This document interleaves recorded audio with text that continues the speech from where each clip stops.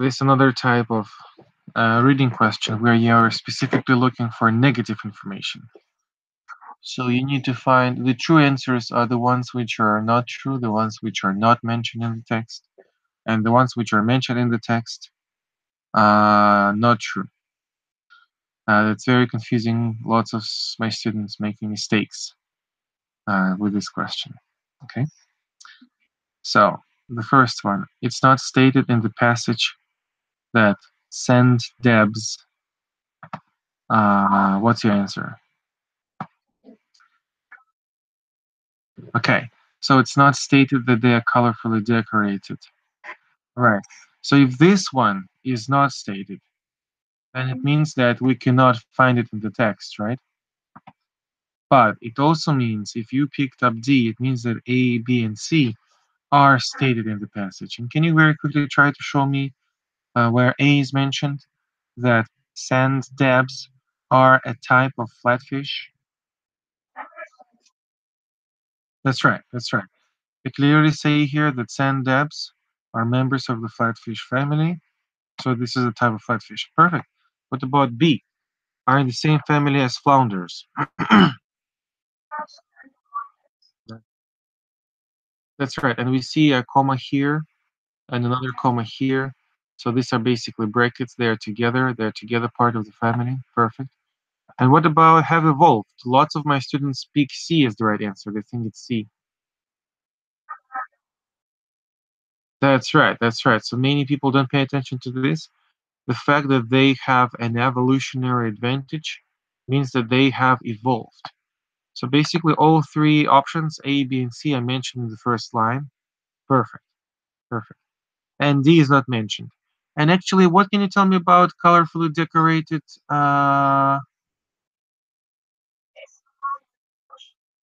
Yeah, that's right. Some of their neighbors are colorfully decorated. So their neighbors are colorfully decorated, but they are not. Okay. So for this reason, yeah, very well done. This is good. The right answer is D. Good job. The right answer is D. What can you tell me about question 4? It's not true that chromatophores. What's the answer for number 4? B or D? D. Change the ocean floor. Okay. Um, why did you answer D?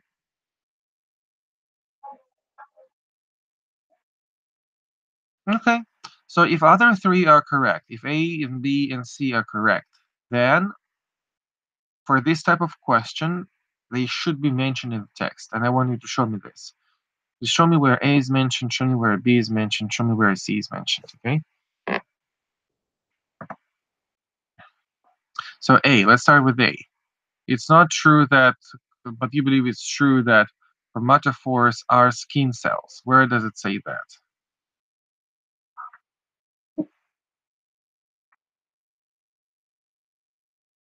Uh-huh. So chromatophores, which are pigment-carrying skin cells. So they are skin cells. I agree, it's A. What about B? Right here. Perfect. What about C? Adapt to surrounding colors.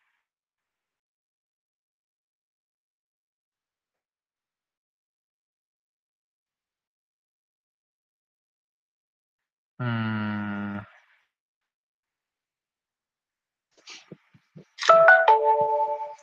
It's right here. The word adapts. Pattern on the body of the fish adapts to fit in with the color and texture around it.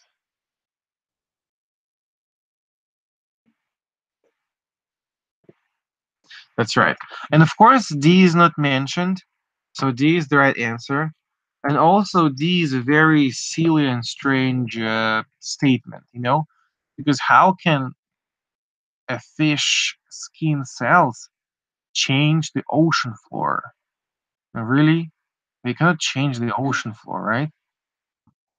It's something. Unbelievable and crazy. All right. So definitely for number four, the right answer is D. This is good. Let's go to question number two. You answered C. Okay. Let's see why. Why do you believe they are? It's not true that sand debs and flounders live in the deepest part of the ocean. Why not?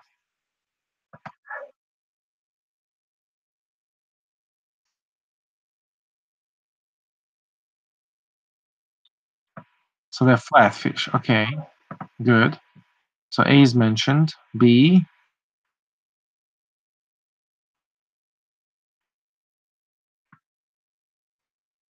that's right. Yes.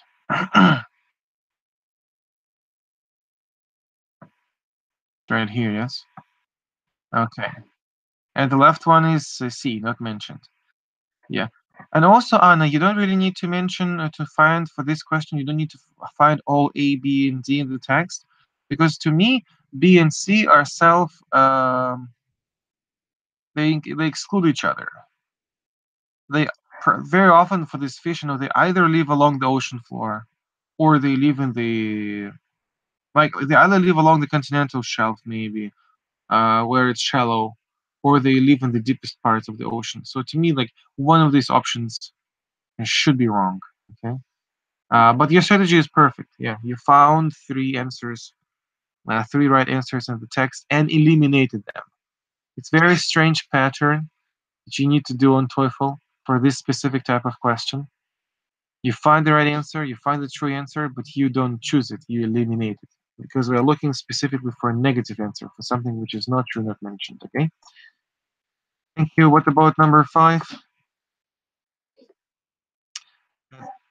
Adapt their behavior. So your answer is B. They adapt their behavior. Why?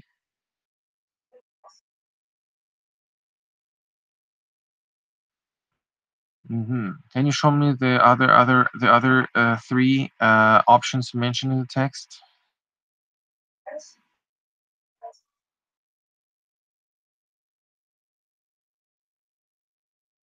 Okay, when they find themselves in the new environment, A is mentioned. Yes, they can move to new environments. That's right.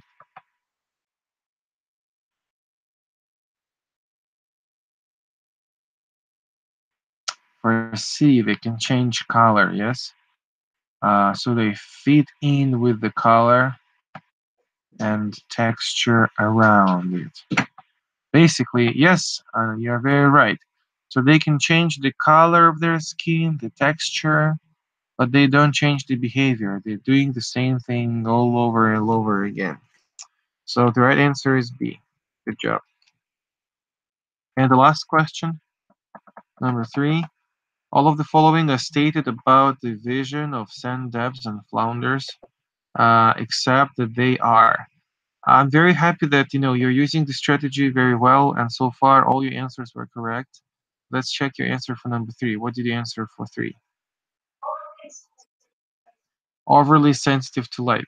Okay. Why? What's wrong with this one? Why it's not true?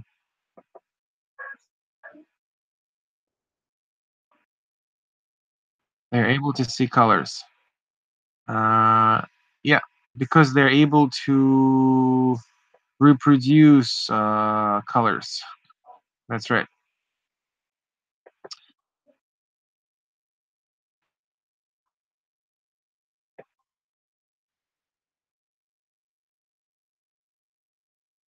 That's right. They accurately reproduce the ocean floor. Again, pay attention to how they're using the synonym. They said floor, ocean floor in the text, but here they say sea bottom instead of ocean, sea instead of floor, bottom. This is synonyms as well. Okay. Okay. And D is also mentioned. Yes. Yes. D is also mentioned. Um, Surroundings around them, whatever is around them. Okay. Yeah, and basically, A means, what does really A mean? Overly sensitive to light. Yeah, how would you describe that? Like if somebody or something is like overly sensitive to light,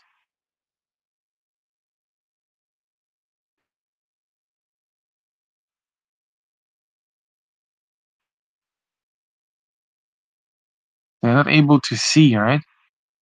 Like sometimes when you when you're sleeping and it's dark in your room and somebody turns on the light and you're like, ah, you can't open your eyes, right?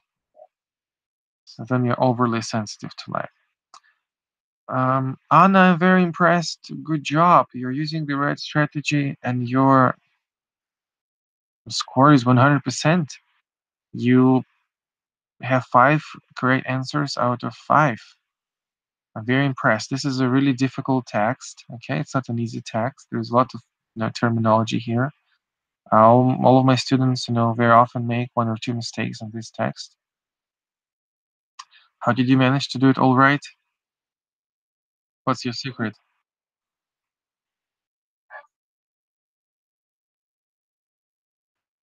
It's a simple text view. Okay.